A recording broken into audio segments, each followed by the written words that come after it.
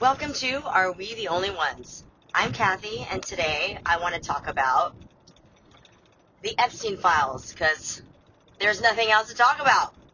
The Epstein file dump has taken over all of our psyche right now, and it's going to be extremely difficult for us to be able to move forward as a country, because the realization that we are being led by,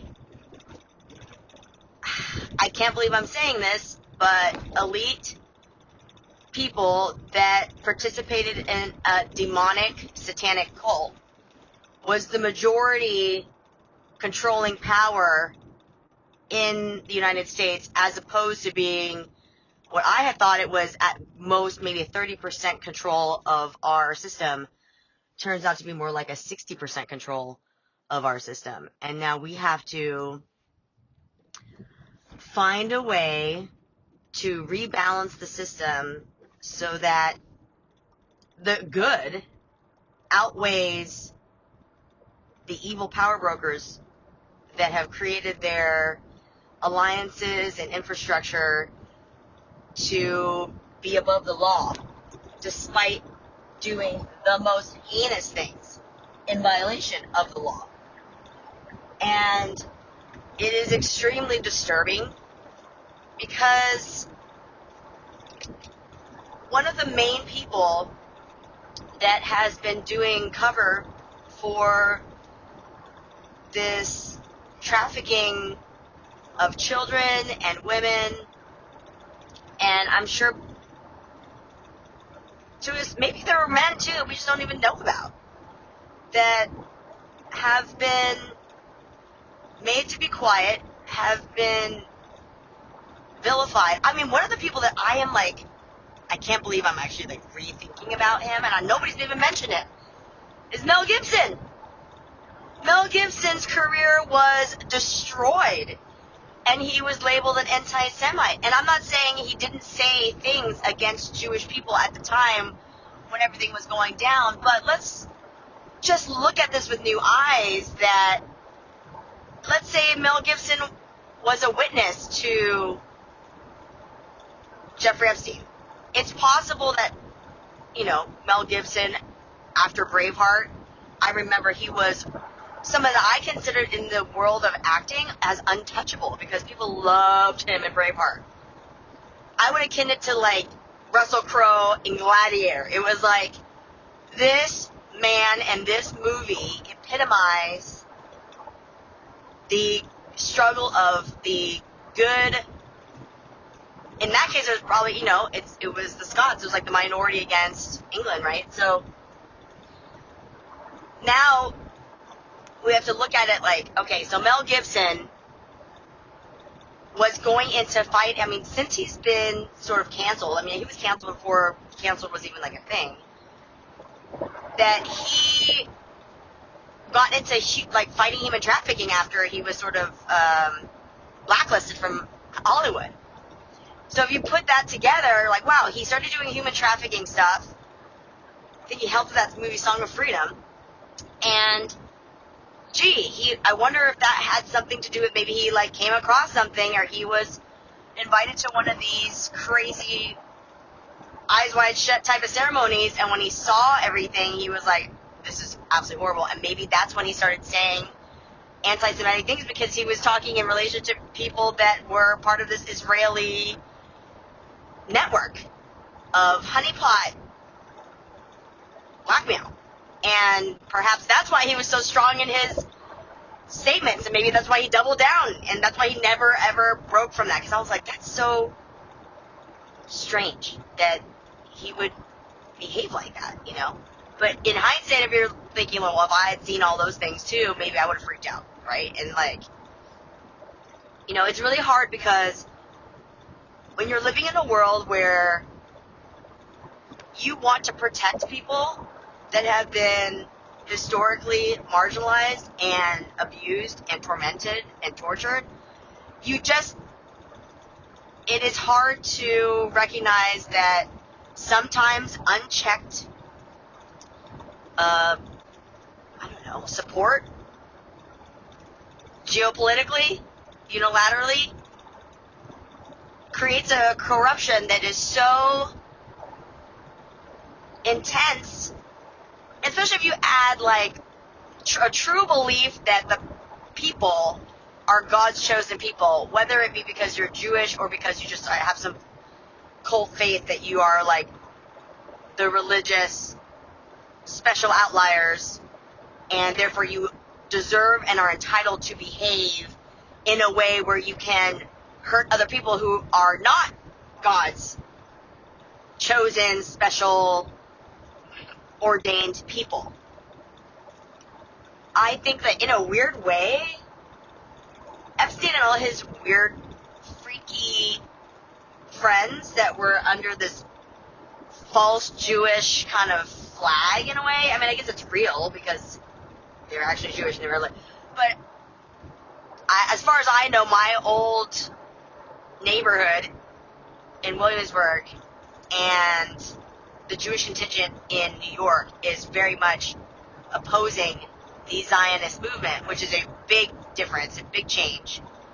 My husband went to a yeshiva law school, and so he was educated in the law by a Jewish law school. So we have very much respect, high respect for the Jewish faith. However, we do recognize the faults of where the Jewish faith sometimes, I understand why they felt they had to do this, but what has done is created a group of people that believe that they're entitled to do whatever they want because they were persecuted. But under that same logic, that would mean all of us, including Asian people who have been enslaved in America to build the railroads and do things like that, that is not as documented as colonial slavery in the South, but is a very real thing that happened. America is built on the backs of immigrants who were not paid, who were enslaved, and who were tortured and mistreated. And we need to all unite together and recognize that that's actually the truth. That's the reality. And one of the things that I ended up, I was on Facebook and I saw this weird page. I'm not going to even like call it out because I don't want people to go to it. But it was a highly Republican conservative page because I posted something about Representative Wu, who is an Asian representative in Texas, and who he had said something about how all of us non-whites share the same oppressor and we should all unite against this oppressor because if we all unite, there's more of us than them. Now, these are all factually true, but apparently this particular page freaked out about it, and every single comment when I looked at it was conservative. Not a single response that was reflective of an opposing position. So I decided to make a comment. My comment was something to the effect of, and the reason I say something to the effect of is I'm trying to find it since I posted it yesterday. Usually when you post something, it'll show notifications for people responding or whatever. And if I post something on a opposing forum, usually I get a lot of comments. There was nothing, so I'm assuming they deleted my comment after I posted it, maybe because it was so effective and true. But I said, it was actually funny that they would be so upset about something like this when all of this Epstein stuff was going on, and that they were completely just not even recognizing the fact that that was really where the problem lies, especially if you're in Texas, to be ashamed of yourself because you have tender age prisons there. You host, I think, something about 6 or 7 tender age prisons are actually in Texas. And not only that the irony of ICE and Donald Trump is that Donald Trump supposedly is a racist, but he's not the type of racist that his followers are, because his followers, I think, are more true in the racism. Because the irony is that we had Alex Preddy, who was a white man, get murdered and executed in the street by ICE agents whose last names were both Latin last names. So under Donald Trump, white people are able to get executed in the street by people that are not white.